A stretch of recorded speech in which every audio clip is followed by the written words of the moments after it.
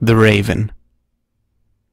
Once upon a midnight dreary, while I pondered, weak and weary, over many a quaint and curious volume of forgotten lore, while I nodded, nearly napping, suddenly there came a tapping, as of someone gently rapping at my chamber door. "'Tis some visitor," I muttered, tapping at my chamber door. Only this, and nothing more. Ah, distinctly I remember it was in the bleak December, and each separate dying ember wrought its ghost upon the floor. Eagerly I wished the morrow, vainly I had sought to borrow from my book surcease of sorrow, sorrow for the lost Lenore, for the rare and radiant maiden, whom the angels name Lenore, nameless here, forevermore. And the silken, sad, uncertain rustling of each purple curtain thrilled me, filled me with fantastic terrors never felt before, so that now to still the beating of my heart I stood repeating, "'Tis some visitor entreating entrance at my chamber door, some late visitor entreating entrance at my chamber door. This it is, and nothing more." Presently my soul grew stronger, hesitating then no longer. "Sir," said I, "or madam, truly your forgiveness I implore. But the fact is I was napping, and so gently you came rapping, and so faintly you came tapping at my chamber door, that I scarce was sure I heard you. Here I opened wide the door. Darkness there, and nothing more." Deep into that darkness peering, long I stood there wondering, fearing, doubting, dreaming dreams no mortal ever dared to dream before. But the silence was unbroken, and the stillness gave no token, and the only word there spoken was the whispered word Lenore. This I whispered, and an echo murmured back the word Lenore. Merely this, and nothing more. Back into the chamber turning, all my soul within me burning, soon again I heard a tapping, somewhat louder than before. "Surely," said I, "surely that is something at my window lattice.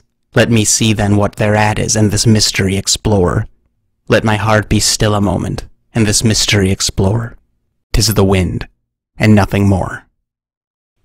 Open here I flung the shutter, when, with many a flirt and flutter, in there stepped a stately raven of the saintly days of yore. Not the least obeisance made he, not a minute stopped or stayed he, but with mien of lord or lady, perched above my chamber door, perched upon a bust of Pallas just above my chamber door, perched and sat, and nothing more. Then this ebony bird beguiling my sad fancy into smiling by the grave and stern decorum of the continents it wore. "Though thy crest be shorn and shaven, thou," I said, "art sure no craven, ghastly, grim, and ancient raven wandering the nightly shore. Tell me what thy lordly name is on the night's Plutonian shore." Quoth the raven, "Nevermore." Much I marvelled this ungainly fowl to hear discourse so plainly, though its answer little meaning, little relevancy bore. For we cannot help agreeing that no living human being ever yet was blessed with seeing bird above his chamber door, bird or beast upon the sculptured bust above his chamber door, with such a name as Nevermore. But the raven, sitting lonely on the placid bust, spoke only that one word, as if his soul in that one word he did outpour. Nothing farther than he uttered, not a feather than he fluttered, till I scarcely more than muttered, "Other friends have flown before. On the morrow he will leave me as my hopes have flown before." Then the bird said nevermore. Startled at the stillness broken by reply so aptly spoken, "Doubtless," said I, "what it utters is its only stock and store, caught from some unhappy master whom unmerciful disaster followed fast and followed faster till his songs one burden bore, till the dirges of his hope that melancholy burden bore, of nevermore."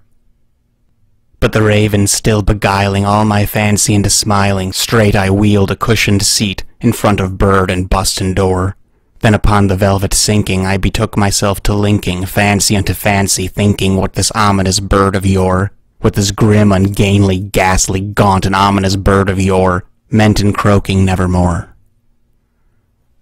This I sat engaged in guessing, but no syllable expressing to the fowl whose fiery eyes now burned into my bosom's core. This and more I sat divining, with my head at ease reclining on the cushion's velvet lining that the lamplight gloated o'er, but whose velvet violet lining with the lamplight gloating o'er she shall press, ah, nevermore. Then, methought, The air grew denser, perfumed from an unseen censer, swung by seraphim whose footfalls tinkled on the tufted floor. Wretch, I cried, thy God hath lent thee, by these angels he hath sent thee, respite, respite and nepenthe from thy memories of Lenore.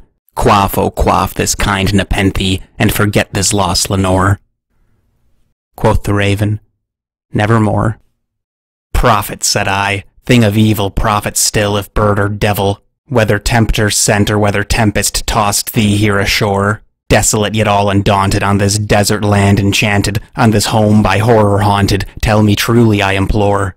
Is there balm in Gilead? Tell me, I implore. Quoth the raven, nevermore.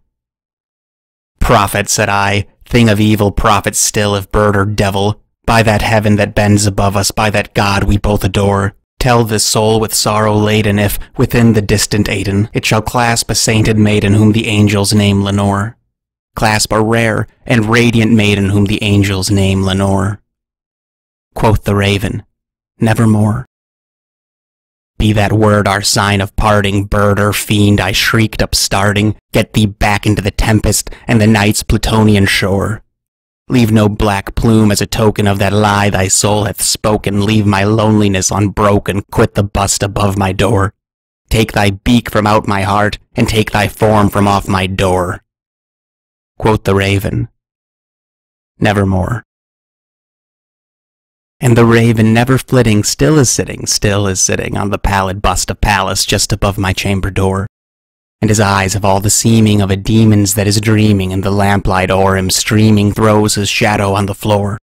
And my soul from out that shadow that lies floating on the floor shall be lifted nevermore.